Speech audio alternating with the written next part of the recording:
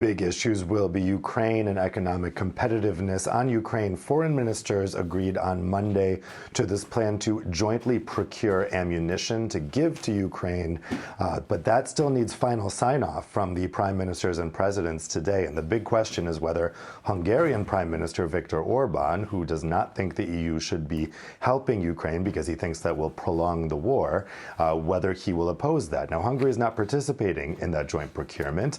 That's just 18 of the 27 EU countries, and yet the big question is whether he will block other countries from doing so. This is also a big step toward European defense union, which also makes Hungary a bit nervous, and some other countries might be sympathetic to that.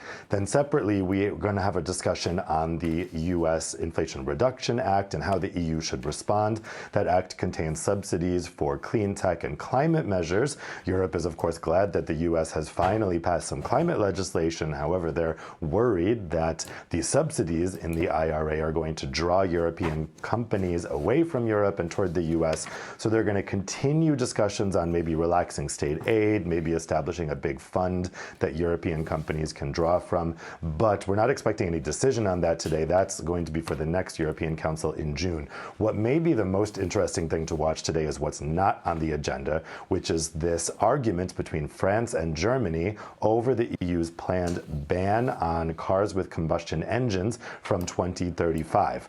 That was actually agreed last year by the European Parliament and national governments, but at the last minute this month, Germany stepped in and said, we've changed our minds, now we don't support this ban.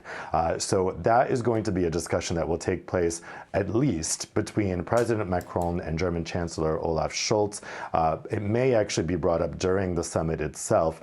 France is furious with Germany stepping in here at the last minute. However, President Macron certainly sees an opportunity here, because if he agrees to a compromise on this issue with Scholz, probably involving allowing combustion engines that take e-fuels after 2035, then in exchange, he could get Germany to agree to assign nuclear a green place in the EU's strategy and EU law, basically making nuclear power be considered a green fuel eligible for subsidies.